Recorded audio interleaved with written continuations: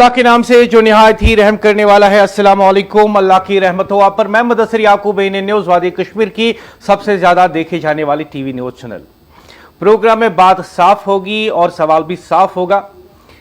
बात यह है कि हालिया दिनों यहाँ पे एक कैबिनेट मीटिंग होती है। उमर अब्दुल्ला कैबिनेट मीटिंग जम्मू में करते हैं, जिसमें अफसरान को ये हिदायत दी जाती है कि वो डेली वेजर्स की रेगुलराइजेशन को लेकर अमल को तेज करें। ये खबर सबसे पहले ANN न्यूज़ आप तक पहुंचाती है। जंगल की आग की तरह ये न्यूज़ जो है पूरे जम्मू कश्मीर में फैल जाती हैं और उसके साथ ही फिर बाज़ाब्ता तौर पर बयान आ जाता है। अखबारात में अगले दिन न्यूज़ भी आ जाती हैं कि जो ANN न्यूज़ की स्टोरी से शुरू हुई थी कि हाँ वाकई में उमर अब्दुल्ला की गवर्नमेंट ने यहाँ पे ये फैसला कर लिया है कि डेली वेजर्स की जो रेगुलराइजेशन है उसको तेज करने के लिए अफसरान को हिदायत दी गई और इस सिलसिले में कैबिनेट मीटिंग में भी बात हुई। अब सबसे अहम सवाल ये है कि बहुत सारी पॉलिटिकल पार्टीज और ख़ासकर जब हम जम्मू कश्मीर असेंबली की बात करते हैं तो यहाँ पे मेन अपोजिशन पार्टी BJP और दूसरी अपोजिशन पार्टी जिनके पास आज की तारीख में सिर्फ 4 MLAs हैं PDP, जो कि राइवल मानी जाती है नेशनल कॉन्फ्रेंस की। इनकी तरफ से कोई बयान सामने नहीं आया क्योंकि लोग सोच रहे थे, डेलीवेजर सोच रहे थे कि जो ये पॉलिटिकल पार्टी, सियासी पार्टीज मुख्तलिफ मुद्दों पे बोलती हैं तो आज ये उमर गवर्नमेंट के इस फैसले का क्या वेलकम करेंगी या मुखालफत करेंगी या क्या इसका खैर मकदम किया जाएगा। लेकिन अब तक हमने ना तो BJP से कुछ सुना और ना ही PDP से सुना। PDP और BJP दोनों इस पर अभी खामोश हैं। उमर सरकार की तरफ से जो फैसला सामने आया, अफसरान को हिदायत दी गई कि जो रोज़मर्रा उजरत पर काम करने वाले लोग हैं, डेलीवेजर्स हैं, उनकी फ़ाइल को एक्सपेडाइट किया जाए, उनकी नौकरी को मुस्तकिल करने के लिए अमल को तेज़ किया जाए। इस सिलसिले में ना तो BJP ने कोई बयान दिया है और ना ही PDP की तरफ से कोई बयान सामने आया है, जबकि हम जानते हैं कि ये वो सियासी पार्टियां हैं जो उमर सरकार को हर एक इशू पर घेरती नज़र आती हैं। लेकिन अहम सवाल ये है कि BJP और PDP इस मसले पर खामोश क्यों हैं। कहीं ये डर तो नहीं BJP और PDP को कि उमर सरकार डेली वेजेस को रेगुलर कर रही है, उनकी जो नौकरियां हैं उन्हें मुस्तकिल कर रही हैं, इसका क्रेडिट नेशनल कॉन्फ्रेंस को जाएगा और उनके पास सियासी नुकसान होगा। लेकिन क्या यहां सियासत में बात तभी की जाती है जब सियासी फायदा हो, या सच का भी साथ दिया जाता है, गरीबों का भी साथ दिया जाता है, डेलीवेजर्स का भी साथ दिया जाता है। आज के प्रोग्राम में इसी पे बात करेंगे कि ये कैसी सियासत है जहां अवाम का फायदा सियासी नुकसान बन जाए BJP और PDP के लिए, जहां डेलीवेजर्स के हक में एक अहम कदम उठे तो कुछ जमातें खामोशी की हिकमत अमली बना ले। आज हम बात करेंगे फैसलों पर नहीं, खामोशी पर। खामोशी BJP और PDP की, क्योंकि जमहूरियत में कभी कभी न बोलना सबसे बड़ा बयान होता है और यहां पे BJP और PDP खामोश है तो उनकी खामोशी क्या बयान कर रही है। आज सियासत नहीं, आज सियासी मुनाफत पर बात होगी। आज सवाल हुकूमत से नहीं, आज सवाल अपोजिशन से हैं। जब काबीना मीटिंग में डेली वेजर्स की रेगुलराइजेशन के अमल को तेज करने की हिदायत दी गई, जब हजारों खानदानों को यह पैगाम मिलता है कि शायद अब फाइल आगे बढ़ेगी, तो यह महज सरकारी कार्रवाई नहीं होती, यह अवामी उम्मीद होती है। लेकिन इसी लम्हे एक सियासी जमात मुकम्मल तौर पर खामोश हो जाती है। वो जमात जो हर दिन हुकूमत को कटोरे में खड़ा करती है, जो हर मसले को सियासत का हथियार बनाती है, आज अचानक इसकी जुबान बंद क्यों हो जाती है। BJP, भारतीय Janata Party Jammu and Kashmir unit और पीपल्स डेमोक्रेटिक पार्टी, मैं इन जमातों की बात कर रहा हूं। इन जमातों ने जो उमर सरकार की तरफ से फैसला सामने आया और जो अफसरान को हिदायत दी गई कि डेलीवेजर्स की जो मुस्तकिली है उस फाइल को एक्सपेडाइट किया जाए, इस पर BJP की तरफ से और PDP की तरफ से न कोई खैर मकदम हुआ, न कोई एतराज सामने आया, न सवाल न बयान। ऐसा क्यों? क्या डेलीवेजर्स इतने गैर अहम है कि इन पर बोलना सियासी फायदा नहीं देता, या फिर मसला यह है कि अगर आप सच बोल दे तो क्रेडिट किसी और को मिल जाएगा। यह कैसी सियासत है जहां अवाम का फायदा हो वहां BJP और PDP अपना सियासी नुकसान देखती हैं। सबसे अहम सवाल आज के प्रोग्राम में हम यही पूछेंगे और पूछ रहे हैं बीजेपी से और पीडीपी से। आप दोनों जमातों से हम पूछ रहे हैं कि जब उमर अब्दुल्ला सरकार ने यह फैसला कर लिया और अफसरान को हिदायत दी कि दिल्ली वेजर्स की मुस्तकिली का मामला उसे तेज रफ्तारी के साथ आगे बढ़ाया जाए, उसे एक्सपीडाइट किया जाए, आप खामोश क्यों हैं? ना आप हिमायत करते हैं, ना आप मुखालफत करते हैं और ना ही उस फैसले की खैर मकदम करते हैं। तो सबसे बड़ा सवाल जो जम्मू कश्मीर के लोग आज बीजेपी और पीडीपी दोनों से पूछ रहे हैं वो ये कि क्या जहां पे सियासी नुकसान हो और लोगों का फायदा हो वहां पे आपकी खामोशी आपको जेब देती है? बीजेपी और पीडीपी, आप सियासी नुकसान को देख रहे हैं या लोगों का फायदा? आज आपको लोगों को बताना पड़ेगा कि आपने इस मसले पर चुप्पी क्यों साधी हुई है। आप साफ अल्फाज में क्यों नहीं कहते क्या आप दिल्ली वेजर्स के साथ खड़े हैं या उनके खिलाफ? क्या आप उमर सरकार के इस फैसले का खैर मकदम करते हैं या मुखालफत? कुछ तो आपको लोगों के सामने बोलना होगा, क्योंकि अब तक यही नजर आ रहा है लोगों को कि जहां बीजेपी और पीडीपी को सियासी नुकसान दिखाई दे और आवाम का फायदा दिखाई दे, वहां पे आप चुप हो जाते हैं, क्योंकि क्रेडिट यहां पे नेशनल कॉन्फ्रेंस को मिलने वाला है। यहां पे लोग नेशनल कॉन्फ्रेंस उमर सरकार की तारीफ कर रहे हैं, इसलिए आपने चुप्पी साध ली। क्या यह आपकी सियासत है? क्या आपकी सियासत इसलिए है ताकि आप दूसरी पार्टी पर उंगली उठाए, या आपकी सियासत इसलिए है कि आम लोगों को फायदा मिले? अगर आपकी सियासत बीजेपी और पीडीपी, अगर आपकी सियासत महज इसलिए है कि जहां पे आपका सियासी नुकसान हो और लोगों का फायदा हो, तो वो सियासत आपको यह कहे कि आप चुप रहे, तो मैं आपको दो टूक अल्फाज में कह दूं कि आपकी सियासत को जम्मू कश्मीर के लोग पसंद नहीं करते। जहां आवाम का फायदा हो और बीजेपी और पीडीपी का सियासी नुकसान बन जाए, हमें क्या सिखाता है? यहां पे उनकी जो चुप्पी साधी हुई है, वो अवामी हुकूक की बात करते हैं, लेकिन आज जब अवामी हक अमली कदम की शक्ल में सामने आया तो लापता हो गई हैं पीडीपी और बीजेपी भी। अगर यह कदम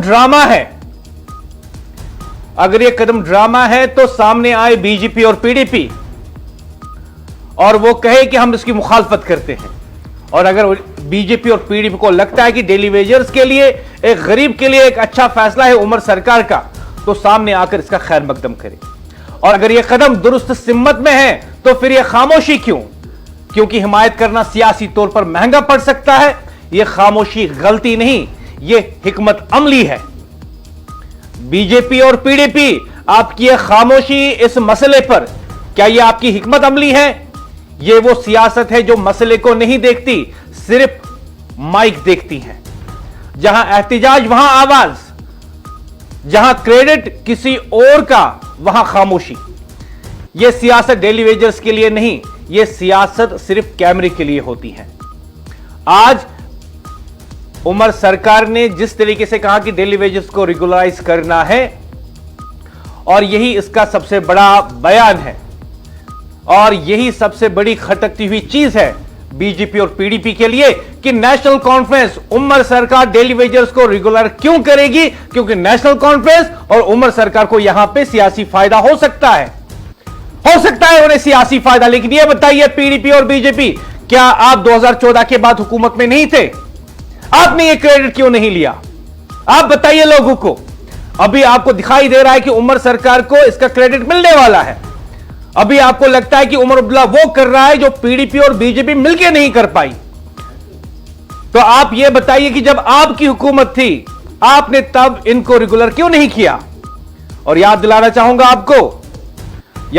चाहूंगा कि आप भी इख्तियार में थे जब दिल्ली वेजर्स को पुलिस पकड़ के लेती थी, एहतिजाज करने की इजाजत नहीं मिलती थी, टीयर गैस शेलिंग इन पे आप करवाते थे। और याद रखिए, आवाम भूलती नहीं है। कल जब दिल्ली वेजर्स सवाल करेंगे कि हमारे हक के पास कौन हमारे साथ बोल रहा था, तो आपके पास जवाब नहीं होगा। यह प्रोग्राम हुकूमत के दिफा में नहीं, यह प्रोग्राम अपोजिशन की नीयत के खिलाफ है। जी हां ख्वातीन और हजरात, यह प्रोग्राम अपोजिशन की नीयत के खिलाफ है, क्योंकि जमहूरियत में खामोशी भी जुर्म होती है जब वो अवामी हक पर हो। और जिस तरीके से हम देख रहे हैं कि आए दिन बीजेपी और पीडीपी की तरफ से बड़े बड़े बयान सामने आते हैं, प्रेस रिलीज इजरा किए जाते हैं, सोशल मीडिया पे अपने बयान चलाए जाते हैं इन सियासी पार्टियों की तरफ से, लेकिन जब उमर सरकार ने यह फैसला कर लिया और वाज़ा हिदायत अफसरान को दी कि डेली वेजरों की फाइल को तेजी से आगे बढ़ाया जाए, क्योंकि उमर सरकार की यह नीयत है, यह खुलूस है कि वो डेली वेजर्स को रेगुलर करेगी। और उमर सरकार ने पूरे कौम के साथ यह वादा कर दिया, जम्मू कश्मीर के लोगों के साथ यह वादा कर दिया कि डेली वेजर्स मुस्तकिल होंगे और इसी सरकार में होंगे। यहां पे बीजेपी और पीडीपी को अपना सियासी नुकसान नजर आया, उन्हें अपना सियासी नुकसान नजर आया और उन्हें लगने लगा कि हमने 2014 में हुकूमत की, लेकिन उसके बाद हमने डेली वेजर्स को आवाज उठाने नहीं दी, उन पे लाठीचार्ज करवाया, उन्हें डिटेन करवा दिया, उन्हें एहतजाज करने की इजाजत नहीं दी, उनकी आवाज को दबाने की कोशिश की। लेकिन आज एक ऐसी सरकार है आज एक ऐसी सरकार है जम्मू कश्मीर में जो कहती है कि मैं डेली वेजर्स के साथ खड़ा हूं, यानी उमर सरकार कहती है डेली वेजर्स रेगुलर होंगे और इसी की सरकार में होंगे। और यह बड़ा दर्दसर बन गया पीडीपी और बीजेपी के लिए, उनका सियासी नुकसान उन्हें नजर आ रहा है और इस पर उन्होंने खामोशी इख्तियार कर ली है। आज का प्रोग्राम आम नहीं है, आज बात शोर की नहीं है, खामोशी की है। आज बात बयानात की नहीं है, बल्कि उन लोगों की है जिन्होंने इस मसले पर खामोशी इख्तियार की है। आज हम सवाल कर रहे हैं क्योंकि जब सवाल नहीं पूछे जाते तो जवाब दफन हो जाते हैं। उमर अब्दुल्ला ने काबीना की मीटिंग में, जो उनकी क़यादत में काबीना की मीटिंग हुई, अफसरान को वाज़ा हिदायत दी गई डेली वेजर्स की रेगुलराइजेशन के अमल को तेज किया जाए। यह कोई छोटा ऐलान नहीं है, यह उन हजारों घरों के लिए उम्मीद है जहां बरसों से आरजी मुलाजमत मुस्तकिल इंसाफ का इंतजार कर रही है। यह एक ऐसी पॉलिसी सिग्नल है, यह एक सियासी नीयत का इजहार है और सबसे बढ़कर यह आवाम को यह बताने की कोशिश है कि मसला टाला नहीं जा रहा है, बल्कि मसला हल होने जा रहा है। सवाल यहां से शुरू होता है जिस वक्त हर फैसले पर शोर मचाया जाता है, जब वक्त हर कदम हुकूमत को कटोरे में खड़ा किया जाए, उसी वक्त बीजेपी और पीडीपी कहां है? न बयान, न रद्द अमल, न खैर मकदम, न एतराज। यह खामोशी क्यों? क्या डेली वेजर्स का मसला सिर्फ तब अवामी बन जाता है जब हुकूमत पर हमला करना हो? क्या डेली वेजर्स का मसला बीजेपी और पीडीपी के लिए तभी मसला होता हो? क्या बीजेपी और पीडीपी डेली वेजर्स के मसले को तभी मसला मानती है जब उन्हें उमर सरकार पर हमला करना हो? क्या अपोजिशन का किरदार सिर्फ मुखालफत तक महदूद है या अवामी मफाद की हिमायत भी इसमें शामिल है?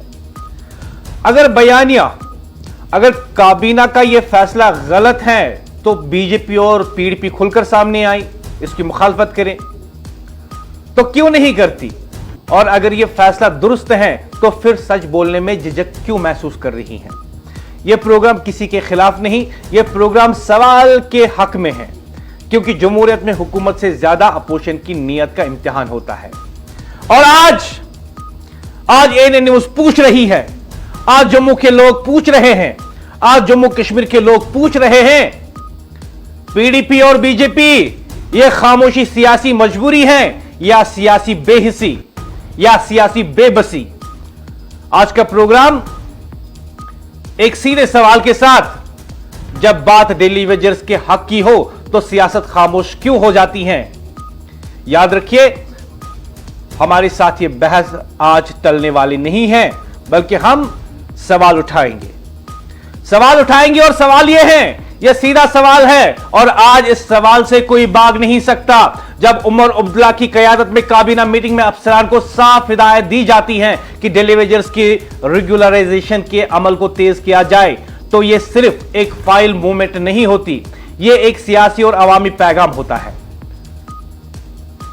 पैगाम यह कि हुकूमत संजीदा है कि बरसों से सड़कों पर आवाज उठाने वाले डेली वेजर्स को नजरअंदाज नहीं किया जा रहा, कि यह मसला फाइलों में दफन करने के लिए नहीं, हल करने के लिए है। लेकिन अब आते हैं असल सवाल पर, जहां पर छोटे बड़े मसले पर बयानात, प्रेस कॉन्फ्रेंस, ट्वीट्स और एहतजाज नजर आते हैं, वहां आज Bharatiya Janata Party Jammu and Kashmir People's Democratic Party की आवाज कहां है, खामोश क्यों है? ये दोनों पार्टियां इस मसले पर खामोश क्यों हैं? इस फैसले पर खामोश क्यों हैं? या तो खैर मकदम करें या फिर मुखालफत करें। यह खामोशी इत्तेफाक नहीं, यह खामोशी इत्तेफाक नहीं, या ये खामोशी बेनकाब करती है इन पार्टियों को। क्या डेली वेजर्स का मसला अवामी मसला नहीं, या फिर यह मसला सिर्फ इसलिए गैर अहम हो गया क्योंकि क्रेडिट उमर सरकार को मिल रहा है, नेशनल कॉन्फ्रेंस को मिल रहा है?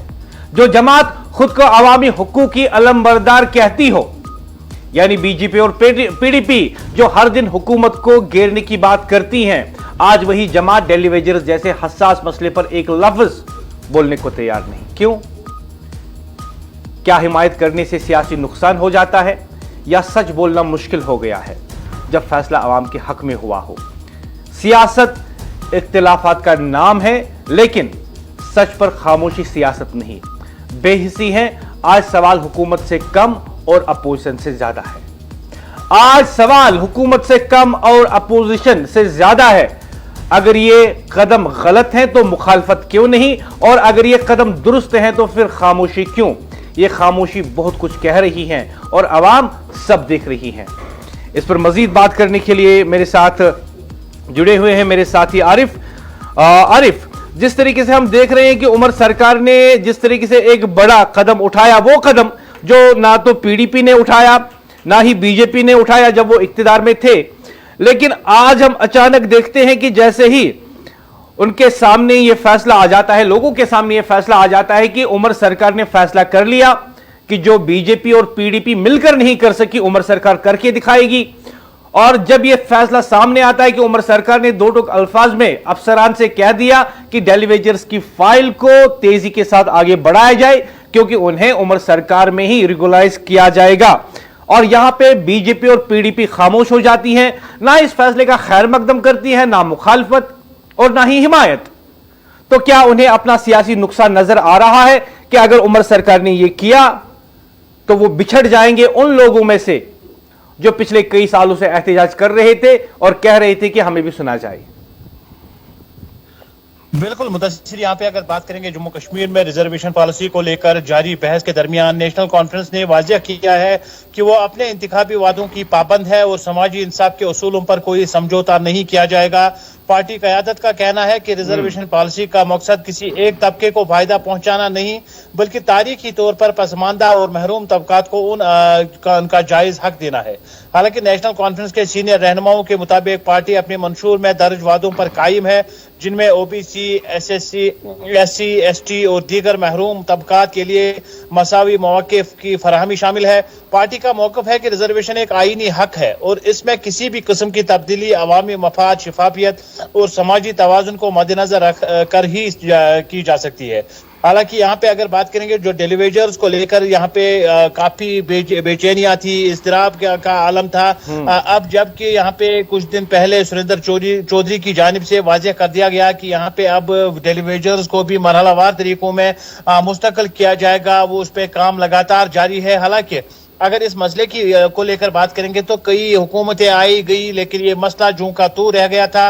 अब चूंकि अपोजिशन में अभी रह रही पार्टी, चाहे हम पीडीपी की बात करेंगे, चाहे हम बीजेपी की बात करेंगे या दूसरे अगर इलाकाई पार्टियों की बात करेंगे, तो उनकी जानिब से भी कोशिश की जा रही थी कि किस तरह से यहाँ पे नेशनल कॉन्फ्रेंस का घेरा तंग किया जाए, उनको यहाँ पे नुक्ताचीनी की जाए, क्योंकि उनको लग रहा था कि जिस तरह से हमारे दौर इख्तिदार में उनको पश्त छोड़ दिया गया था, उसी तरह नेशनल कॉन्फ्रेंस भी जो है डेली वेजर्स का मसला जो है बालाई ताक रखेगी। अब जो जबकि उन्होंने जो है पहल इस पे शुरू कर दी है, तो कहीं ना कहीं अब उसके तारीफ में भी यहाँ पे कोई कलिमात यहाँ पे उनकी लीडरान की जुबान से नहीं आरिफ, जिस तरीके से हम देखते हैं, बात मैं सीधे करूंगा, साफ अल्फाज में करूंगा, बीजेपी और पीडीपी दोनों सुन लें। दोस्तों सुन ले कि एएनएन न्यूज आपको लोगों की बात बता रही है, लोगों की आवाज एएनएन न्यूज आपको बता रही है, जम्मू कश्मीर की आवाज आपको बता रही है। उमर सरकार ने फैसला कर लिया कि दिल्ली वेजर्स को रेगुलर किया जाएगा और उमर सरकार ही उन्हें करने वाली है। यह बात जो है आप समझ लें, बीजेपी और पीडीपी। और अब आपको तकलीफ ये इस बात की है कि जिन दिल्ली वेजर्स पे जब 2014 के बाद आपकी हुकूमत यहां पे थी जम्मू कश्मीर में, बीजेपी और पीडीपी की सबसे बड़ी जो इस वक्त हम कह सकते हैं उनका दर्द सर ये है कि जिन लोगों पे पीडीपी और बीजेपी ने टीयर गैस चलवाए, लाठी चार्ज करवाया, उनके प्रोटेस्ट्स को कुचलने की कोशिश की, उनकी आवाज को दबाने की कोशिश की, उनका सबसे बड़ा दर्द सर ये है कि अब उन्हीं लोगों को रिलीफ जो है उमर सरकार दे रही है, नेशनल कॉन्फ्रेंस दे रही है। और उन्हें साफ नजर आ रहा है कि बीजेपी और पीडीपी को यहां पे सियासी नुकसान होने वाला है। क्या यही वजह नहीं कि इस वक्त बीजेपी और पीडीपी ने खामोशी इख्तियार कर ली है, ना इस फैसले की मुखालफत करते हैं, ना हिमायत करते हैं और ना ही खैर मकदम करते हैं। बिल्कुल मुदस्सिर, यकीनी तौर पे जिस तरह से नेशनल कॉन्फ्रेंस का जो फैसला आया, जो मौक़िफ़ उनका आया और यहाँ पे जो उन्होंने कोशिशें तेज कर दी है कि यहाँ पे किस तरह से डेलीवेजर्स को यहाँ पे मसला उनका हल किया जाएगा, क्योंकि जम्मू कश्मीर में डेलीवेजर्स की मुस्तकिली जो है एक दीरीना और हसास मसला रहा है, जिस पर नेशनल कॉन्फ्रेंस ने बारहा अपने वाज़ेह और दो टोक मौक़िफ़ का इजहार किया है। पार्टी का यहाँ पे कहना है कि बरसों से सरकारी महकमों में खिदमात अंजाम देने वाले डेलीवेजर्स के साथ मजीद नाइंसाफी बर्दाश्त नहीं की जा सकती और इन्हें मरहलावार जो है मुस्तकिल किया जाएगा। हालांकि नेशनल कॉन्फ्रेंस के सीनियर रहनुमा, यहाँ पे हुकूमती नुमाइंदे जो है हर कोई यही कह रहा है कि जो हमने यहाँ पे अज़म किया है उसको हम पूरा करके रहेंगे। हालांकि यहाँ पे कम उजरत, अदम तहफ़्फ़ुज़ और गैर यकीनी मुस्तकबिल का सामना जो जिनको करना पड़ा था, पार्टी का मानना है कि ये न सिर्फ एक इंतजामी मसला है बल्कि समाजी इंसाफ और इंसानी विकार का मामला भी है। लेकिन जिस तरह से इसको पोलिटिसाइज किया जा रहा था, हालांकि आगार रोहला की जानिब से भी यहाँ पे कोशिशें की जा रही थी कि किस तरह से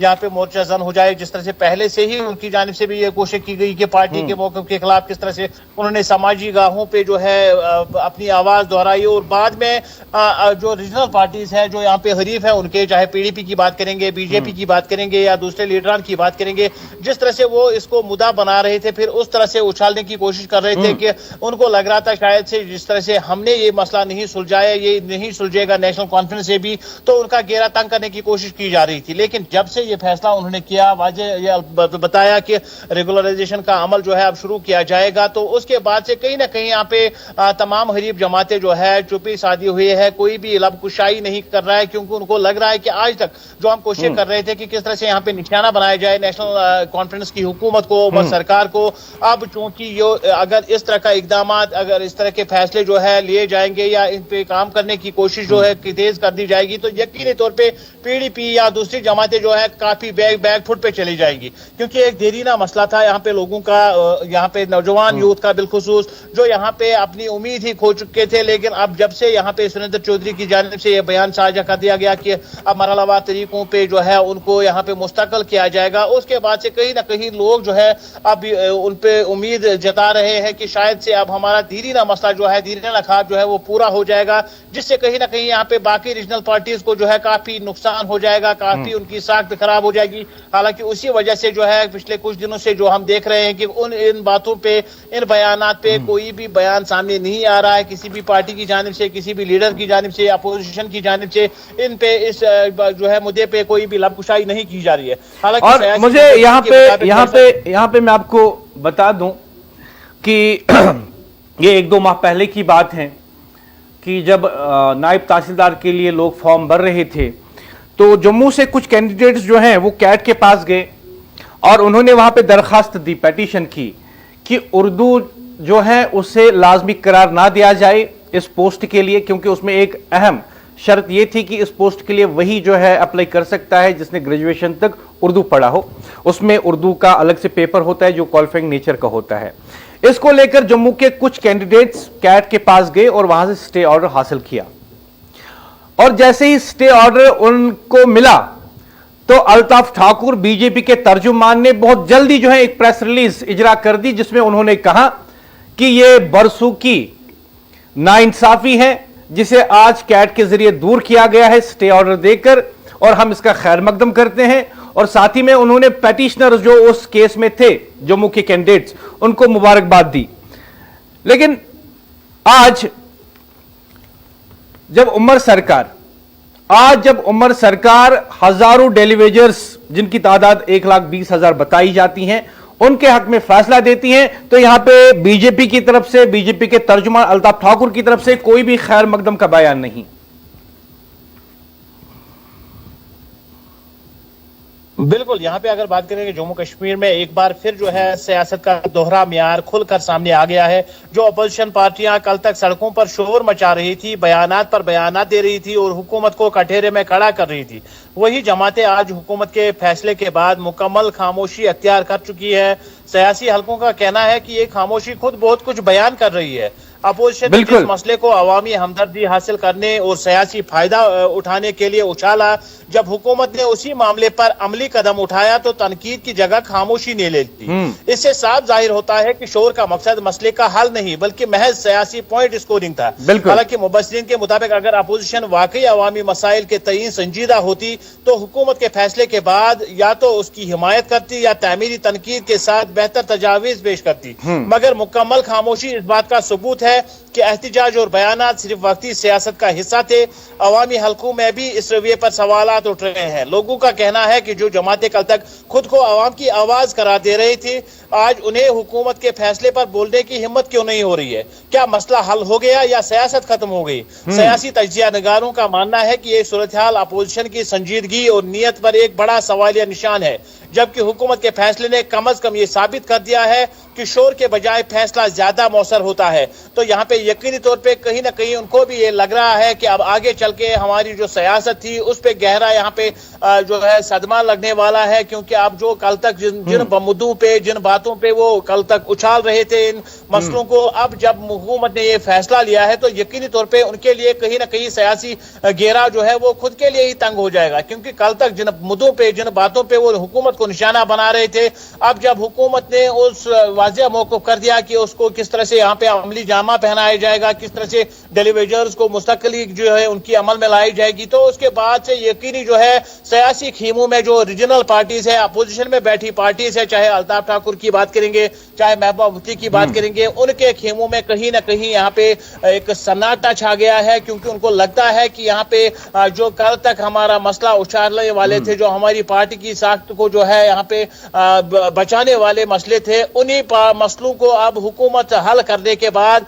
हमें मजीद जो है दीवार की तरफ धकेल देगी। उससे कहीं ना कहीं लोगों का एतमाद नेशनल कॉन्फ्रेंस पे बढ़ जाएगा। तो अब लोग भी अब हैरान है कि कल तक जो यहाँ पे अपोजिशन लीडरान यहाँ पे शोर गुल मचा रहे थे, अब यहाँ पे उनकी जुबान से ये भी नहीं आ रहा है कि ये काम जो है अच्छा है। इस हवाले से कोई पॉजिटिव रिस्पांस भी उनकी जानिब से नहीं दिया जा रहा है, जो कहीं ना कहीं इन रीजनल पार्टीज के लिए, इन जैसे लीडरान के लिए आगे चल के काफी नुकसानदेह साबित हो सकता है। जी मुदस्सिर जी, आप मेरे साथ लाइन पे बने रहेंगे। सीधी सी बात है, सीधी सी बात है और साफ बात है। और पीडीपी की सदर महबूबा मुफ्ती, बीजेपी के state president Satpal Sharma, leader of opposition BJP के सुनील शर्मा, मेरा सवाल आप सबसे सीधा है, सीधा सवाल है और खुल के है। आप इख्तिदार में थे, बीजेपी और पीडीपी 2014 में आपकी सरकार आई, आप इख्तिदार में थे तो डेली वेजर्स को सड़क पर आने नहीं दिया गया। डेली वेजर्स ने आपकी हुकूमत के दौरान भी कई एहतिजाजी किए, भूख हड़ताल भी की, कहा कि हमारी जो सर्विसेज हैं उसको रेगुलराइज किया जाए। उन्होंने आवाज उठाई तो आपने उनकी आवाज दबाई। मुतालबा डेली वेजर्स ने किया तो बीजेपी और पीडीपी की सरकार ने उस मुतालबे को कुचल दिया। आज जब फाइलें चल रही हैं, जब अमल शुरू हुआ है, जब उम्मीद ने एक सांस ली है, तो बीजेपी और पीडीपी लापता हो गए। ना हिमायत, ना मुखालफत, ना खैर मकदम। यह सियासी खामोशी नहीं, यह इखलाकी दिवालियापन है। PDP and BJP, your silence does not confuse us, but it convicts your politics. It convicts your politics. जब आपको सियासी मौका मिल जाए, सियासी बात मिल जाए, सियासी फायदा मिल जाए तो बीजेपी और पीडीपी आप दोनों खुलकर सामने आते हैं और सरकार को घेरने की कोशिश करते हैं। लेकिन वो मसला जिसके खातिर आपने अपनी सरकार के दौरान कुछ नहीं किया, जब बीजेपी और पीडीपी 2014 में बरसर इख्तियार आई जम्मू कश्मीर में, इन्हीं डेलीवेजर्स की बात आपने नहीं सुनी, इन्हीं डेलीवेजर्स पे आपने लाठीचार्ज करवाया, इन्हीं पे आपने टीयर गैस शेलिंग करवाई, इनके एहतजाज को आपने कुचला, इनके जो मुतालबात थे उन्हें सुनने से बिल्कुल आप दूर भाग रहे थे। और आज जब इन लोगों की बात सुनी गई, जब उन्हें कैबिनेट के जरिए यह यकीन दहानी कराई गई कि आपकी फाइल आगे बढ़ रही है, आपके लिए हम आपकी सर्विसेज मुस्तकिल कर रहे हैं, तो बीजेपी और पीडीपी आपने अपना सियासी नुकसान देखा, लोगों का फायदा नहीं। लेकिन मैं आपको बता दूं, जो उमर सरकार ने किया वो लोगों का फायदा है, और लोगों का फायदा हमेशा शायद दूसरी सियासी पार्टी का सियासी नुकसान होता है।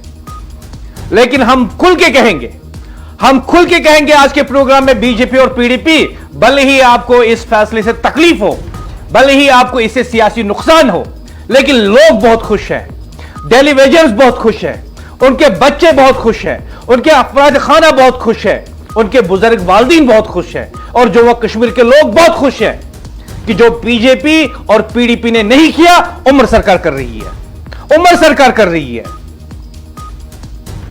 और आज एएनए न्यूज आपसे खुल के पूछ रही है, जहां पे लोगों का फायदा हो और आपका सियासी नुकसान, तो वहां पे आप खामोश क्यों रहते हैं? मजीद बात करने के लिए मेरे साथ जुड़े हुए हैं मेरे साथी आरिफ रशीद। आरिफ, बात सीधी है, क्या सियासत में लोगों का फायदा देखा जाता है या सियासी फायदा? मैं मान लेता हूं उमर सरकार को सियासी फायदा मिलेगा उससे अगर अच्छा काम करेगी, लेकिन जो लोग अपने वक्त में जब वो इख्तियार में थे अच्छा काम नहीं कर पाए, यह बात उनके लिए दर्द सर क्यों है कि कोई सियासी पार्टी अच्छा काम कर रही है, उमर सरकार अच्छा काम कर रही है, इसलिए उन्हें अब सिर्फ अपना सियासी नुकसान नजर आ रहा है? बिल्कुल मुदस्सिर, बदकिस्मती की बात यही है कि यहाँ पे जो लोग हैं अब खुल के सामने आ रहे हैं, खुल के ये बात कर रहे हैं कि यहाँ पे जो दौरे इख्तियार में यहाँ पे आज तक हुकूमतें रही, उन्होंने अपने दौरे इख्तियार में हमारा मसला जो है जो का तू रखा, कोई सुनवाई नहीं हुई, कोई बात नहीं छेड़ी गई, आश्वासन तो दिए गए, उम्मीदें तो जगा दी गई, लेकिन बाद में कोई हल नहीं निकाला। और जब यहाँ पे नेशनल कॉन्फ्रेंस ने हुकूमत संभाली, उसके बाद से कहीं ना कहीं ये लोग जो है वावेला करते थे, और आज पुरअसरार खामोशी बीजेपी और पीडीपी की मुनाफिकाना सियासत जो है इससे बेनकाब हो गई है। ये महज इत्तेफाक नहीं बल्कि खुली सियासी मुनाफिकत है कि जो बीजेपी और पीडीपी लीडरान कल तक दिन रात शोर मचा रहे थे, प्रेस कॉन्फ्रेंसों और सोशल मीडिया पर हुकूमत को कोस रहे थे, वही आज हुकूमत के फैसले के बाद ऐसी खामोशी अख्तियार कर चुके हैं जैसे मामला कभी जो है था ही नहीं। डेलीवेजर्स के मसले पर बीजेपी और पीडीपी ने बरसों तक महज मगरमच्छ के आंसू बहाए। इख्तियार में रहते हुए इन जमातों ने न सिर्फ उस मसले को संजीदगी से नजरअंदाज किया बल्कि इसे दानिस्ता तौर पर लटकाए रखा। आज जब हुकूमत ने अमली कदम उठाया तो उनकी ज़बानें अचानक जो है गुंग क्यों हो गई। यहाँ पे अगर सियासी मुबस्सिरीन की बात करेंगे, उनका कहना है कि अगर बीजेपी और पीडीपी वाकई डेलीवेजर्स या अवामी मसाइल के तई मुखलिस होती तो हुकूमत के फैसले पर या तो खुलकर हिमायत करते या वाज़ेह एतराज़ात के साथ बेहतर तजावीज़ सामने लाते, मगर खामोशी इस बात का सबूत है कि इन जमातों का शोर सिर्फ सियासी ड्रामा था, न कि अवामी दर्द। अवामी हलकों में ये सवाल जो है अब जोर पकड़ रहा है कि बीजेपी खुद को गवर्नेंस और फैसलों के लंबरदार कहती है, और पीडीपी जो हमेशा अवामी हमदर्दी का लिबादा ओढ़े रखती है, आज क्यों बेनकाब हो चुकी है? क्या इसलिए कि फैसला आ जाने के बाद अब सियासत चमकाने का मौका हाथ से निकल गया? तनकीद निगारों के मुताबिक बीजेपी और पीडीपी की सियासत हमेशा एहतिजाज तक महदूद रही है, फैसला साजी से इनका रिश्ता कमजोर रहा है। यही वजह है कि जब कोई हुकूमत अमली इक़दाम करती है तो उनके पास कहने को कुछ नहीं बचता। हकीकत यह है कि अवाम अब समझ चुकी है शोर मचाना आसान है मगर जिम्मेदारी लेना मुश्किल, और यही फर्क आज हुकूमत और कल तक शोर मचाने वाली बीजेपी और पीडीपी के दरमियान वाज़ेह हो चुका है। जी मुदस्सिर जी, बहुत बहुत शुक्रिया आरिफ, बहुत बहुत शुक्रिया मुझसे जुड़ने के लिए और इस पर तज्जिया करने के लिए। हमारे खुसूसी नुमाइंदे आरिफ रशीद बता रहे थे कि लोग इस बारे में क्या सोच रहे हैं, लेकिन सबसे अहम बात यही है कि उमर सरकार ने जो फैसला किया और जो इकदाम उठाए वो डेली वेजर्स के हक में है, और ये अच्छे काम करना दूसरी सियासी पार्टियों के लिए सियासी नुकसान हो सकता है, लेकिन आवाम सब कुछ सुन रही है, समझ रही है और बोल भी रही है, और बोलती है कि ये कैसी सियासत है जहां आवाम का फायदा सियासी नुकसान बन जाए पीडीपी और बीजेपी के लिए, जहां डेली वेजर्स के हक में एक कदम उठे तो कुछ जमातें खामोशी की हिकमत अमली बना ले। आज हम बात कर रहे हैं फैसलों पर नहीं, खामोशी पर, क्योंकि जमहूरियत में कभी कभी ना बोलना सबसे बड़ा बयान हो जाता है। और जिस तरीके से बीजेपी और पीडीपी ने खामोशी इख्तियार कर ली है डेली वेजर्स के मसले पर, ना इन्होंने उमर सरकार के फैसले का खैर मकदम किया, ना ही हिमायत की, ना ही मुखालफत की, तो यहां पे साफ नजर आ रहा है कि यह फैसला उनके लिए दर्द सर बन गया है, क्योंकि उन्हें अपना सियासी नुकसान नजर आ रहा है। इसीलिए आज के प्रोग्राम में हम बात कर रहे हैं आज सियासत नहीं, आज सियासी मुनाफकत पर बात हो रही है। आज सवाल हुकूमत से नहीं, आज सवाल अपोजिशन से पूछा जा रहा है। जब काबीना मीटिंग में डेली वेजर्स की रेगुलराइजेशन के अमल को तेज करने की हिदायत दी जाती है, जब हजारों खानदानों को यह पैगाम मिलता है कि शायद अब फाइल आगे बढ़ेगी, तो यह महज सरकारी कार्रवाई नहीं होती, यह अवामी उम्मीद होती है। लेकिन इसी लम्हे एक सियासी जमात बीजेपी और पीडीपी मुकम्मल खामोश हो जाती हैं। वो जमातें जो हर दिन हुकूमत को कटहरे में खड़ा करती हैं, जो हर मसले को सियासत का हथियार बना लेती हैं, आज अचानक उनकी जुबान बंद हो जाती है। मैं बात कर रहा हूं बीजेपी और पीडीपी की। इन्होंने उमर सरकार की तरफ से जो फैसला किया गया है कि डेली वेजर्स को रेगुलराइज किया जाएगा, इस पर इन्होंने खामोशी इख्तियार की है। न खैर मकदम, न एतराज, न सवाल, न बयान। क्यों? क्या डेली वेजर्स इतने गैर अहम हैं कि इन पर बोलना सियासी फायदा नहीं देता, या फिर मसला यह है कि अगर आप सच बोल दें तो क्रेडिट उमर सरकार को मिल जाएगा, नेशनल कॉन्फ्रेंस को मिल जाएगा? यह कैसी सियासत है जहां अवाम का फायदा सियासी नुकसान बन जाए? बीजेपी और पीडीपी ने हमें सिखाया था कि वो अवामी हुकूक की बात करती हैं, लेकिन आज जब अवामी हक अमली कदम की शक्ल में सामने आया तो बीजेपी और पीडीपी लापता हो गई। अगर यह कदम ड्रामा है तो वो सामने आए और बता दें कि हम इसकी मुखालफत करते हैं, और अगर यह कदम दुरुस्त सिम्मत में है तो फिर यह खामोशी क्यों? क्योंकि हिमायत करना सियासी तौर पर महंगा पड़ जाता है। यह खामोशी गलती नहीं, यह हिकमत अमली है। यह वो सियासत है जो मसले को नहीं देखती, सिर्फ माइक देखती है। जहां एहतिजाज वहां आवाज, जहां क्रेडिट किसी और को वहां बीजेपी और पीडीपी खामोश। यह सियासत डेली वेजर्स के लिए नहीं, यह सियासत सिर्फ कैमरे के लिए की जाती है। आज पीडीपी और बीजेपी ने कुछ नहीं कहा, और यही इसका सबसे बड़ा बयान है। और याद रखिए, आवाम बोलती है, बोलती नहीं।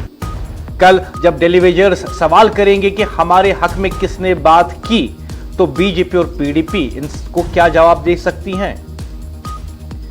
यह प्रोग्राम हुकूमत के दिफा में नहीं, यह प्रोग्राम अपोजिशन की नीयत के खिलाफ है, क्योंकि जमहूरियत में खामोशी भी जुर्म होती है जब वो अवामी हक पर हो। आज के प्रोग्राम में हम बता रहे हैं आपको कि लोगों के चेहरों पर खुशी आ चुकी है, क्योंकि उन्हें लगता है कि जो डेली वेजर्स हैं उनके अफराद खाना जो हैं इस बात पर खुशी का इजहार कर रहे हैं कि अब उनके घरों में भी रोशनी आएगी, मुस्कुराहट आएगी और खुशी लौट के आएगी। इसीलिए आज के प्रोग्राम में हम बीजेपी और पीडीपी से खुलेआम पूछ रहे हैं कि क्या वो उमर सरकार की इस फैसले का खैर मकदम करते हैं या मुखालफत। आज जरा मैं आहिस्ता आहिस्ता बात करूंगा कुछ लम्हे के लिए, क्योंकि कुछ खबरें शोर नहीं मांगती, वो सिर्फ तवज्जो मांगती है। जम्मू कश्मीर की काबीना में उमर अब्दुल्ला की क़यादत में अफसरान को कहा गया कि डेली वेजर्स की रेगुलराइजेशन के अमल को तेज़ किया जाए। ये जुमला सादा है, लेकिन इसके पीछे बरसों की थकन है। वो मजदूर, वो डेली वेजर्स जो हर हुकूमत में फाइल बने मगर फैसला न बन सके। इस हिदायत को ना हतमी फैसला कहना दुरुस्त होगा, ना मामूली बात। ये एक इशारा है, ये बताने की कोशिश है कि मसला सुना जा रहा है, और शायद इसीलिए इस खबर ने कुछ लोगों को उम्मीद थी। लेकिन जमहूरियत में सिर्फ हुकूमत का बोलना काफ़ी नहीं होता, खामोशी भी बोलती है, ख़ास तौर पर अपोजिशन की खामोशी। यहाँ एक सवाल उभरता है, जिस सियासी जमात ने हर अवामी मसले पर हुकूमत को घेरने की रिवायत बनाई, जिस जमात ने सड़क, बिजली, पानी, महंगाई हर मौजू पर आवाज उठाई, आज वो जमातें बीजेपी और पीडीपी डेली वेजर्स जैसे हसास मसले पर खामोश क्यों हैं? भारतीय Janata party, peoples Democratic party न मुखालफत में बोली ना हिमायत में। ये खामोशी ना इत्तेफाक लगती है ना ला इल्मी। सवाल ये नहीं कि हुकूमत क्या कर रही है, सवाल ये है कि अपोजिशन क्या नहीं कर रही। अगर ये कदम महज दिखावा है तो इस पर तनकीद क्यों नहीं, और अगर ये कदम दुरुस्त सिमत में है तो फिर हिमायत क्यों नहीं? क्या अवामी मसाइल सिर्फ उस वक्त अहम होते हैं जब वो सियासी फायदा दे, या फिर सच्चाई उस वक्त मुश्किल हो जाती है जब क्रेडिट किसी और को जाता है? डेली वेजर्स किसी हुकूमत के नहीं होते, वो किसी पार्टी के नहीं होते, वो सिर्फ अपने घरों के होते हैं। और शायद यही वजह है कि इन पर सियासत करते हुए अल्फाज कम पड़ जाते हैं। आज की खबर में कोई नारा नहीं, कोई दावा नहीं, सिर्फ एक हिदायत है और एक खामोशी, और कभी कभी खामोशी सबसे बड़ा बयान बन जाती है। क्या अपोजिशन का किरदार सिर्फ मुखालफत करना है या अवामी उम्मीद पर जिम्मेदाराना रद्द अमल देना भी? ये सवाल आज हम आप पर छोड़ते हैं और आप फैसला कीजिए कि क्या वाकई में पीडीपी और बीजेपी यहां पे लोगों के लिए सियासत करती हैं या अपने फायदे के लिए। और मैं दोनों पार्टियों से, बीजेपी और पीडीपी में आप दोनों से सवाल पूछ रहा हूं। आपने एक साथ हुकूमत बनाई 2014 में, एक साथ आपने कहा कि हम लोगों की खिदमत करेंगे, लेकिन डेली वेजर्स का मसला हल नहीं किया और बाद में पता चला कि आप एक दूसरे के साथ खुश नहीं। महबूबा मुफ्ती चीफ मिनिस्टर बनी, कुछ अरसे के बाद बीजेपी ने सपोर्ट वापस ले लिया और पता चला कि दोनों में कभी बनी ही नहीं। कॉमन मिनिमम प्रोग्राम 2014 में आपने बनाया और पीडीपी ने इस बात का दावा किया कि ये नॉर्थ पोल और साउथ पोल को मिलाना है, हमें लोगों की खिदमत करनी है। और लोगों की खिदमत हमें नजर आई जब आपने डेली वेजर्स पे लाठीचार्ज करवाया, जब उन पे टीयर गैस शेलिंग करवाई, जब आपने डेली वेजर्स से कहा कि हमारे पास उतने पैसे नहीं है कि आपकी नौकरियों को मुस्तकिल किया जाए। अभी अपोजिशन में है, आप कह रहे थे कि इनको रेगुलर कर दो। उमर सरकार ने ऐलान कर दिया, कैबिनेट में बात कर दी, कैबिनेट में अफसरान को हिदायत दी कि डेली वेजर्स को मुस्तकिल करेगी, उमर सरकार करेगी और जो फाइल है उसको तेजी से आगे बढ़ा दो। और ये खबर फैलते ही आपने चुप्पी साध ली, पता नहीं आपको क्या हो गया, दर्दसर बन गया आपके लिए ये ऐलान। आपको नजर आ रहा है आपका सियासी नुकसान, लेकिन लोगों का फायदा नजर नहीं आता। आपकी सियासत लोगों के फायदे के लिए होनी चाहिए, लेकिन आप सियासी फायदा ढूंढ रहे हैं। जहां पे लोगों का फायदा हो रहा है वहां पे आपको अपना सियासी नुकसान नजर आ रहा है। इसलिए मेरा सवाल है बीजेपी और पीडीपी से, पीडीपी की सदर महबूबा मुफ्ती और बीजेपी के LOP leader of opposition Sunil Sharma और बीजेपी के president, state president Satpal Sharma, मेरा सवाल जो है वाजा है और वाजा जवाब इसके लिए चाहिए जम्मू कश्मीर के लोगों को। जब काबीना मीटिंग में डेली वेजेस की रेगुलराइजेशन के अमल को तेज करने की हिदायत दी गई तो आपने इसकी मुखालफत की या हिमायत की? यह खामोशी क्यों है? क्या यह मसला आपके लिए अवामी मसला नहीं रहा? दूसरा सवाल बीजेपी और पीडीपी के लिए, क्या आप समझते हैं कि यह कदम महज सियासी दिखावा है? तो फिर आपने अवाम को सच क्यों नहीं बताया, प्रेस कॉन्फ्रेंस क्यों नहीं की? या मसला यह है कि सच बोलने से हुकूमत को क्रेडिट मिल जाएगा? तीसरा सवाल है मेरा बीजेपी और पीडीपी के लिए, सीधा सा सवाल, क्या आपकी सियासत सिर्फ हुकूमत को घेरने तक महदूद है या डेली वेजर्स जैसे हसास और इंसानी मसले पर मुस्बित कदम की हिमायत भी आपकी जिम्मेदारी बनती है? आज आप खामोश हैं, कल आवाम सवाल करेगी, आप जवाब देंगे या फिर खामोशी सियासत आपकी बन गई है? उमर सरकार कुछ अच्छा काम करेगी तो वहां पे आप खामोश क्यों हैं? और ये वो मसला है जो आपने अपने इलेक्शन मैनिफेस्टो में भी लोगों के सामने रखा था कि हम इनको रेगुलर करेंगे। आपकी हुकूमत नहीं आई, ना बीजेपी की ना पीडीपी की, उमर सरकार आ गई, नेशनल कॉन्फ्रेंस की सरकार आ गई, अब उन्होंने अच्छे काम करने शुरू कर दिए तो आपने उस पर बोलना ही छोड़ दिया। आपकी बयानबाजी सिर्फ सियासी फायदे के लिए होती है या जम्मू कश्मीर के लोगों की फलाह बहबूद के लिए? सीधा सा सवाल है आपके लिए, क्योंकि लोग नहीं भूले हैं लोग नहीं भूले हैं बीजेपी और पीडीपी जब आप दोनों जमातें इख्तिदार में थे तो डेली वेजर्स को सड़क पर आने नहीं दिया, डेली वेजर्स की आवाज को कुचला गया, उनको दबाया गया। डेली वेजर्स मुतालबा किया करते थे, आपने उनको कुचल दिया। आज जब फाइलें उमर सरकार में चल रही हैं, जब अमल शुरू हो गया है इनकी रेगुलराइजेशन के लिए, जब उम्मीद ने सांस ली है, बीजेपी और पीडीपी लापता हो गई है, ना हिमायत करते हैं, ना मुखालफत करते हैं, ना खैर मकदम करते हैं। यह सियासी खामोशी नहीं, यह इखलाकी दिवालियापन है।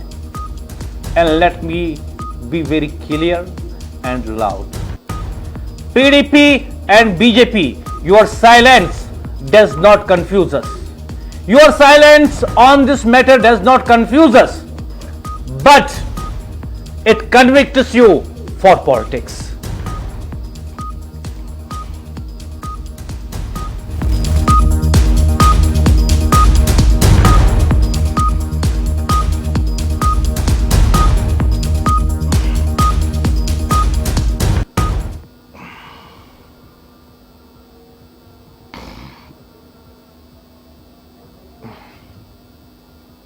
और प्रोग्राम की इस मोड पे आपको बता दे एक बहुत बड़ी खबर आ रही है, जिस सिलसिले में आप बताया जाता है कि एक रिश्वतखोर मुलाजिम को एसीबी ने रंगे हाथों धर लिया।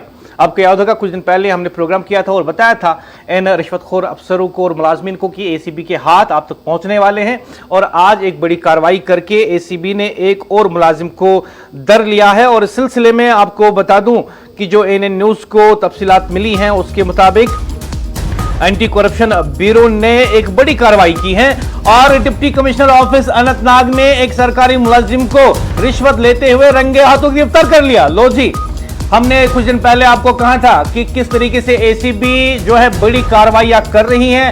तहसीलदार केस अफसर, नायब तहसीलदार पटवारी और आज डिप्टी कमिश्नर ऑफिस अनंतनाग में एक सरकारी मुलाजिम को रंगे हाथों गिरफ्तार कर लिया है एसीबी ने। और इस सिलसिले में आपको बता दें कि एंटी करप्शन ब्यूरो की बड़ी कार्रवाई हुई है। डिप्टी कमिश्नर ऑफिस अनंतनाग के अंदर रिश्वत लेते हुए मुलाजिम गिरफ्तार कर लिया गया, रंगे हाथों धर लिया एसीबी ने। और जम्मू कश्मीर की एंटी करप्शन ब्यूरो ने जुमा के रोज जनूबी कश्मीर के अनंतनाग में वाक़ा डिप्टी कमिश्नर ऑफिस के अंदर कार्रवाई करते हुए दिही तरक्याती महकमे के एक मुलाजिम को रिश्वत लेते हुए रंगे हाथों गिरफ्तार कर लिया।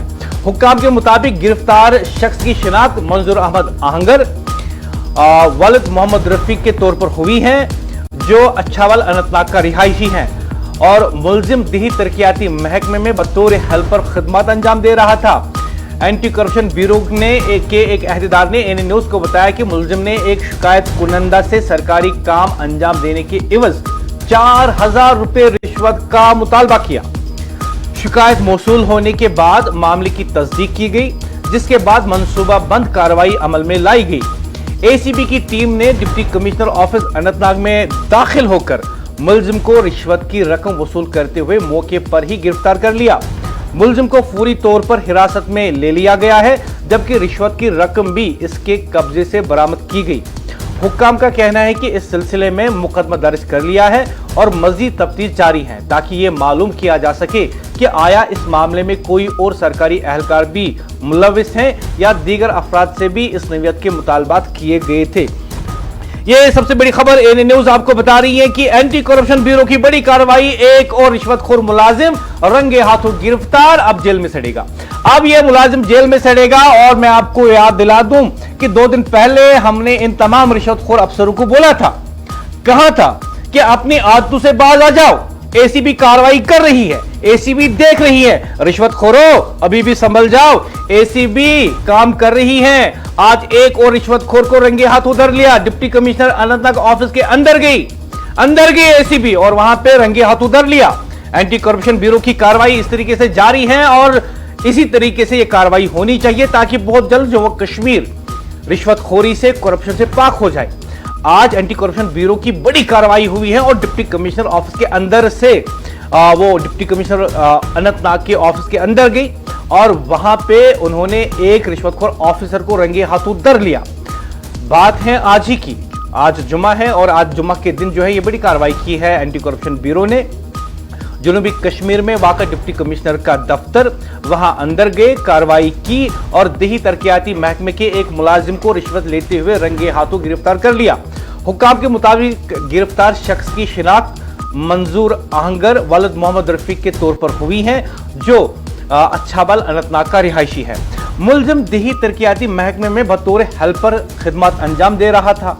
छोटी सी पोस्ट है, लेकिन रिश्वत 4000 मांग रहा था। रिश्वत नहीं मिलती तो जो आम शख्स है, शहरी है, उसका काम नहीं होता। लेकिन शहरी ने भी अक्लमंदी से मुजाहरा किया, उसने थाम के रखा कि जो रिश्वतखोर है उसको पकड़वाना है और साथ ही में रियासत जम्मू कश्मीर को करप्शन से फ्री करना है। उसने बहुत अच्छा काम किया। एंटी करप्शन ब्यूरो के एक ओहदेदार ने एएनए न्यूज को बताया कि मुलजिम ने एक शिकायत कुनंदा से सरकारी काम अंजाम देने की एवज 4000 रुपये रिश्वत का मुतालबा किया, सिर्फ 4000। और आप सोच लीजिए, अगर वो हर दिन 4-4 हजार आम शहरियों से ले कि मैं आपका काम करूंगा, तो बताइए उसकी इनकम कितनी होगी। बताइए, क्या आप उतना कमाते हैं? शिकायत मौसूल होने के बाद मामले की तस्दीक की गई, जिसके बाद मनसूबाबद्ध कार्रवाई अमल में लाई गई। एसीबी की टीम ने डिप्टी कमिश्नर ऑफिस अनंतनाग में दाखिल होकर मुलजिम को रिश्वत की रकम वसूल करते हुए रंगे हाथों गिरफ्तार किया।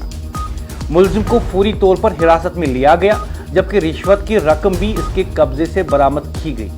हुक्काम का कहना है कि इस सिलसिले में मुकदमा दर्ज कर लिया है और मजीद तफ्तीश जारी है, ताकि ये मालूम किया जा सके कि आया इस मामले में कोई और सरकारी एहलकार भी मुलविस हैं या दीगर अफराद से भी इस नवीयत के मुतालबात किए गए थे। एक बात तो अच्छी है कि ये जो रिश्वतखोर मुलाजिम को आज पकड़ा गया है, बहुत सारे लोग जो है अब बच जाएंगे, क्योंकि अब जब उन्हें सरकारी काम करवाने होंगे किसी दफ्तर में, किसी को कागजात चाहिए है, किसी को फाइल आगे बढ़ानी है, किसी को ज़मीन का मसला है, किसी को नौकरी का मसला है, किसी को वेरिफिकेशन का मसला होता है। बहुत सारे मसले होते हैं जो आपको गवर्नमेंट डिपार्टमेंट्स में सुलझाने होते हैं। और वहाँ पे आप आजकल हम कहते हैं कि डिजिटल इंडिया में सब कुछ ऑनलाइन होता है, और ऑनलाइन जब आप कोई एप्लीकेशन फाइल करते हैं तो एक चेकलिस्ट होती है जिसमें आपको बताया जाता है कि ये कागजात आपको इसके साथ रखने हैं। आपने सारे कागजात रख दिए तो उसका मतलब है कि आपने फॉर्मेलिटीज़ पूरी कर ली।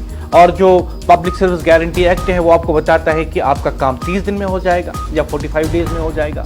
लेकिन उसके बाद भी कई जगहों पे शिकायत है कि ऑनलाइन सिस्टम हमने अप्लाई किया, सारी कागजात चेकलिस्ट को चेक किया, सारे कागजात आपने सबमिट कर दिए, फिर भी काम नहीं हो रहा है। होगा कैसे? आपका काम होगा कैसे? चेकलिस्ट आपने दे दी, सारे कागजात दे दिए, काम नहीं होगा ना। जब ऐसे रिश्वतखोर मुलाजिम बैठे तो काम कैसे होगा? जब तक उनके जेब में 4000 नहीं जाएंगे वो काम कैसे करेंगे?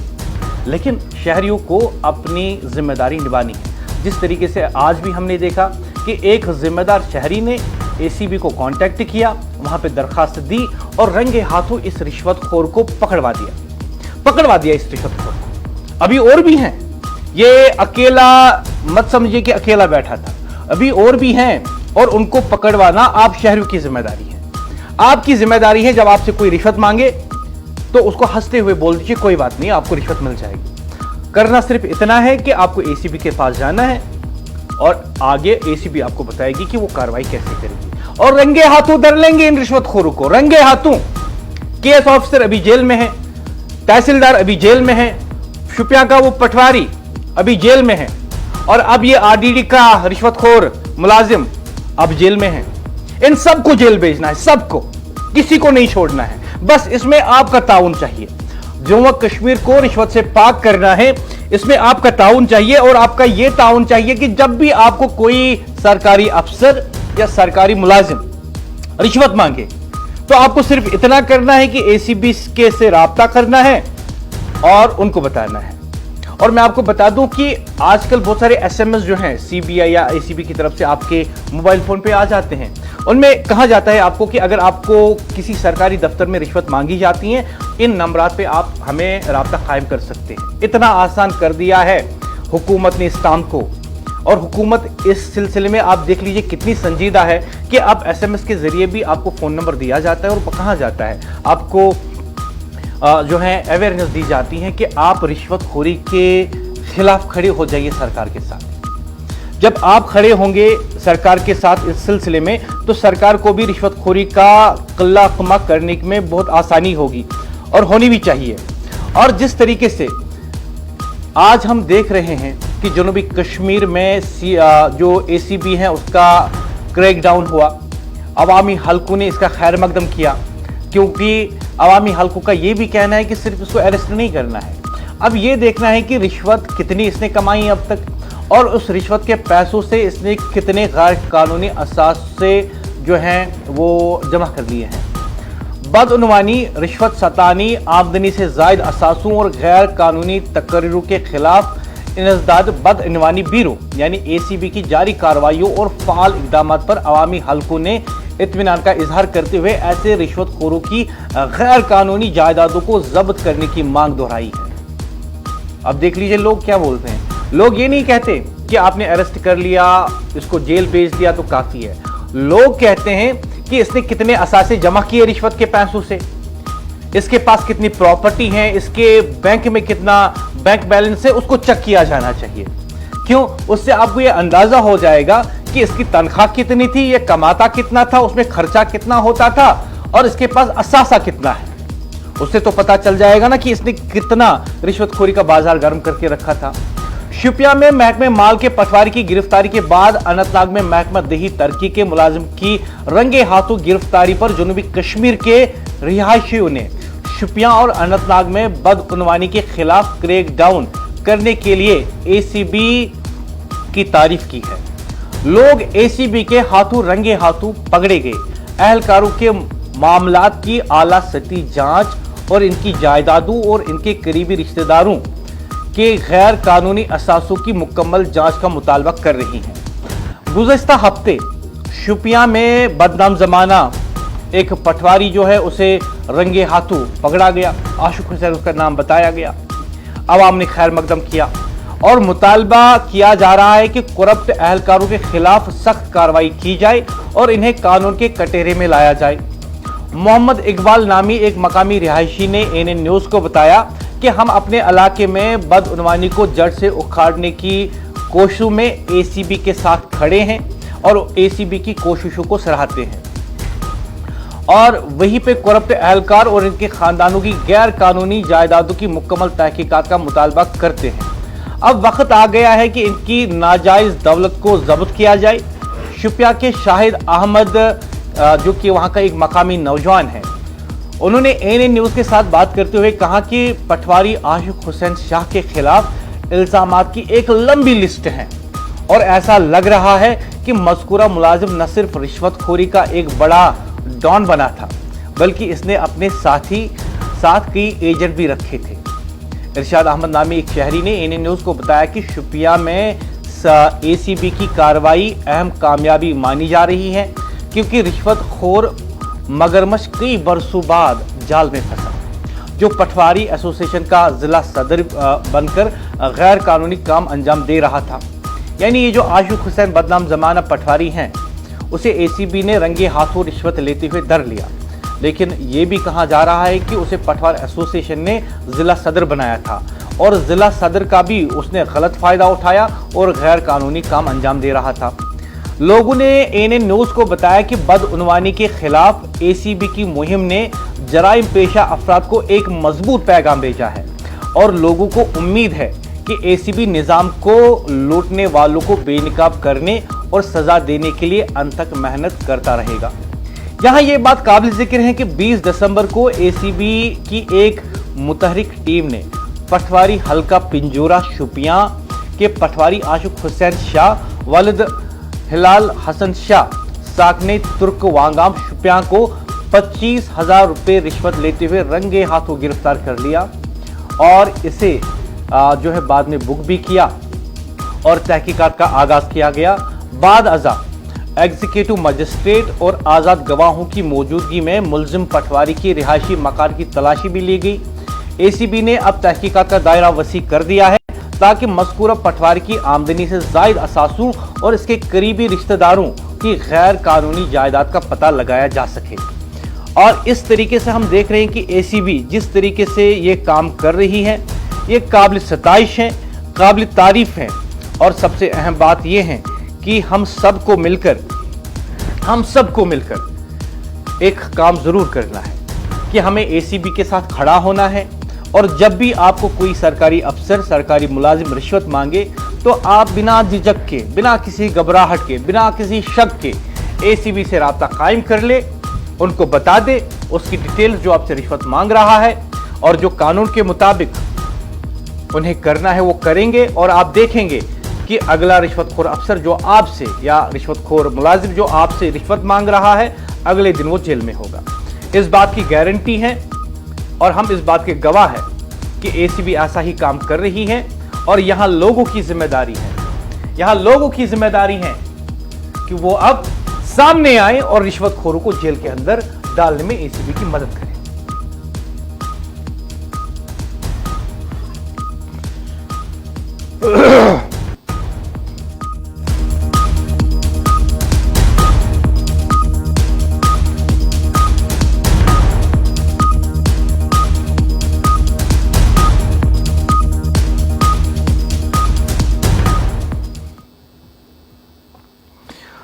और प्रोग्राम की इस मोड पे आपको बता दूं कि मीरवाइज जो वो कश्मीर के हवाले से आपको यह खबर बता दें कि जो कश्मीर के सीनियर मजहबी और सियासी रहनुमा मीरवाइज उमर फारूक ने सोशल मीडिया प्लेटफॉर्म एक्स पर अपने तस्दीक शुदा अकाउंट से कुल जमाती हुर्रियत कॉन्फ्रेंस के चेयरमैन के तौर पर अपनी शिनाख्त हटा दी।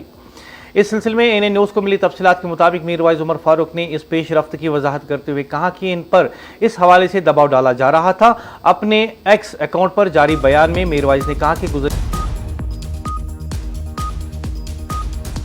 जा रहा था कि वो अपने प्रोफाइल में हुर्रियत चेयरमैन के हवाले से दर्ज तफसीलात हटा दे, क्योंकि अगर उन्होंने ऐसा नहीं किया तो उनके जो है उनके अकाउंट को डिलीट किया जा सकता है। आपको याद दिला दूं कि हल्कों में या जो ऑल पार्टी हुर्रियत कॉन्फ्रेंस हैं या हुर्रियत के जितने भी यहाँ पे फैक्शंस थे, उन्हें यूपीए के तहत जो है पाबंदी उन पर आयद कर दी गई है। मीरवाइज के मुताबिक इन्हें यह भी बताया गया था कि अगर प्रोफाइल में तब्दीली न की गई तो इनका सोशल मीडिया अकाउंट बंद किया जा सकता है। उन्होंने कहा कि ऐसे वक्त में जब अवामी सरगर्मियों और इजहार के मौका सख्ती से महदूद हैं, ये प्लेटफॉर्म इनके लिए अपने लोगों और बैरूनी दुनिया तक बात पहुँचाने के चंद दस्तयाब ज़राए में से एक हैं। इनके बकौल मौजूदा हालात में इनके पास कोई और रास्ता नहीं था। काबिल जिक्र है कि मीरवाइज उमर फारूक हुर्रियत कॉन्फ्रेंस के पानी चेयरमैन रहे हैं और इत्तेहाद में तकसीम के बाद भी तवील अरसे तक अपने दड़े की क़ियादत करते रहे। जुमे रात की शाम को इनके एक्स अकाउंट के बायो में तरमीम की गई, जिसके बाद अब वहां सिर्फ इनका नाम और मकाम दर्ज हैं। वाज़ह रहे कि एक्स पर मीरवाइज उमर फारूक के 2 लाख से ज़ायद फॉलोअर्स हैं और इनकी अवामी एक्शन कमेटी को रवा बरस के आगाज़ में गैर कानूनी तंजीम करार दिया गया था। और इस सिलसिले में आज नेशनल कॉन्फ्रेंस के एमएलए जड़ीबल तनवीर सादिक ने मीडिया के साथ बात करते हुए कुछ यूँ कहा।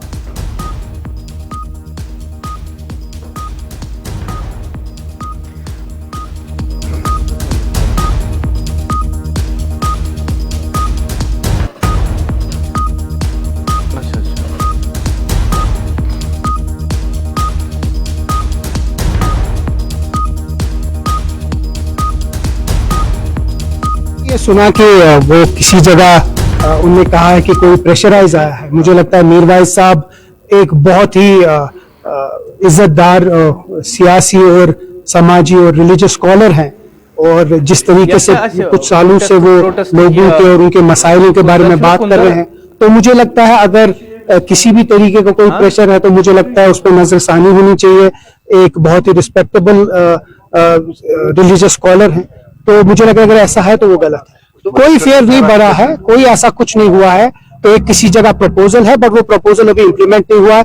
मैं आपकी वसारत से ये बोलूंगा कि ये हुकूमत किसी भी तरीके का कोई भी अनड्यू फायर ये जो है रेज वो नहीं करेगी। और देखिए एक बहुत इंपॉर्टेंट चीज आपको समझनी चाहिए कि जो ये सरकार है, इन्हें रैशनलाइजेशन का वादा किया था मंशूर में और वो रैशनलाइजेशन हुआ। कैबिनेट ने आज से कोई 20-25 दिन पहले जो बैठी थी उसमें फैसला हुआ और वो जो रैशनलाइजेशन की जो कैबिनेट डिसीजन है वो राजभवन गया है। अब मुझे लगता है राजभवन को, हम सबको एकजुट होकर राजभवन को कहना चाहिए कि जल्द से जल्द जो इस हुकूमत ने रैशनलाइजेशन है रिजर्वेशन की उसको जल्दी एक्सेप्ट करके भेजे, ताकि जो भी बाकी हमारे जो बच्चे हैं, हमारे जो नौकरियां चाहते हैं, उनकी जो डिमांड है उसको पूरा हो। मुझे लगता है क्योंकि इसमें कहीं ना तो कहीं कुछ मिस अंडरस्टैंडिंग हुई है, लेकिन मैं आपकी वसात से उन सब स्टूडेंट्स को और उन सबको बोलना चाहूंगा कि जो इस हुकूमत ने अपना काम कर दिया, वादा किया था रैशनलाइजेशन का वो हुआ है। अब वो राजभवन को जल्द से जल्द करना है, उनको भी और हमको भी यही उम्मीद और इनसे राजभवन और एलजी साहब से रिक्वेस्ट करनी कि जल्द से जल्द उसको एक्सेप्ट करके वापस भेज दें। अब अभी बजट का वेट कीजिए, जो जो हमने वादा किया, अब ये 1 साल ही था, अब नेक्स्ट बजट है, बहुत अच्छी अच्छी चीजें उसमें भी होगी। और मुझे लगता है ये भी आप समझिए कि पहली बार इस विंटर में जो पावर के जो सिनेरियो है बहुत बेहतर है पहले से, और इंशाल्लाह कोशिश करें कि उसकी बेहतरी हो जाए। रेडिबल कॉन्स्टिट्यूंसी की अगर बात करें तो आपने कहा था कि यहाँ पर जो है मॉडल कॉन्स्टिट्यूंसी बनानी है क्योंकि टूरिज्म के लिहाज से ये सबसे आगे है। तो जिस कामों को मैं इनॉग्रेट या नजर दे रहा हूँ वो तो है ही, उसी से तो मॉडल कंस्टिट्यूएंसी बनेगी। अभी पहला साल है, 4.5 साल के बाद फिर मैं आपको बताऊंगा कि क्या क्या। ये जो पीछे हमारा मीर बैरी है, इसका टूरिस्ट विलेज का प्रपोजल है मेरे पास। ये जो जितने भी मेरी कंस्टिट्यूएंसी लगभग सोगरा से फोर्थ शोर तक आती है, मेरी पूरी उम्मीद है और कोशिश है कि इन सब जगहों को, एक तो ड्रेनेज सिस्टम है उनका बेहतर हो जाए, बाकी जो स्पोर्ट्स फैसिलिटीज है, जितने में शायद मेरी कंस्टिट्यूएंसी में 3 ग्राउंड है, तीनों पे काम चल रहा है, तो मैं कोशिश कर रहा हूँ कि हर तरीके से इसकी बेहतरी हो जाए। जो प्रोजेक्ट्स है हमारे हल्के इंतखाब जरीबल में, उसी को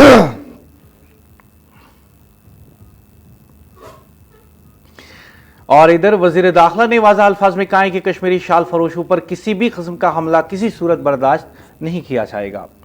इस सिलसिले में एनएन न्यूज़ को मिली तफसीलात के मुताबिक वजीर दाखिला ने उत्तराखंड में कश्मीरी मौसमी शाल फरोश पर होने वाले तशद्दुद के वाक़े का सख्त नोटिस लिया है। वजारत का कहना है कि ऐसे वाक़ात न सिर्फ काबिल मज़म्मत है बल्कि आईनी हिंद की सराह खिलाफ वर्जी भी है। वज़ीर दाखिला के एक आला अहदेदार ने एनएन न्यूज़ को बताया कि कश्मीरी ताजिर भी दीगर तमाम भारतीय शहरियों की तरह बराबर के हुकूक रखते हैं और इन्हें मुल्क के किसी भी हिस्से में काम करने की आईनी हक हासिल है।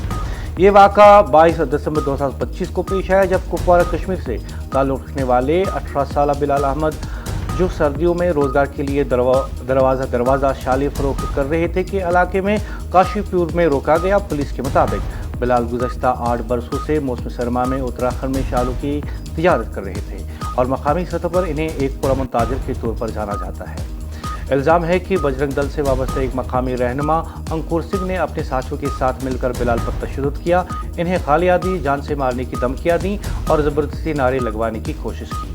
इब्तिदा मामले को दबाने और इसको टालने की माफ़ीनामे के ज़रिए भी समझौते की कोशिश की गई, जिसके बाइस एफआईआर दर्ज होने में ताख़िर हुई। ताहम वाक़े की वीडियो सोशल मीडिया पर वायरल होने के बाद अवामी गम और गुस्सा सामने आया और मामला बराह रास्त नई दिल्ली तक पहुँचा। वज़ीर दाखिला की मुदाखलत के बाद रियासती इंतज़ामिया को सख्ती से कानून पर अमल दरामद करने की हिदायत दी गई है, जिस नतीजे में पुलिस हरकत में आई। उत्तराखंड के डीजीपी और गवर्नर ने केस को तरजीह बुनियादों पर लेने की हिदायत दी, जिसके बाद अब तक 3 मुलजमान को गिरफ्तार किया जा चुका है, जबकि मजीद गिरफ्तारियों का इम्कान जाहिर किया जा रहा है। इस मामले में पहले ही उत्तराखंड पुलिस ने एक एफआईआर दर्ज कर ली है, जिनमें तशद्दुद, धमकी, ज़बरदस्ती और तौहीन आमेज़ रवैये जैसे इल्ज़ाम शामिल हैं। पुलिस हुक्काम का कहना है कि किसी भी दबाव या समझौते को कबूल नहीं किया जाएगा और तफ्तीश मुकम्मल शफाफियत के साथ अंजाम दी जाएगी ताकि इंसाफ यकीनी बनाया जा सके।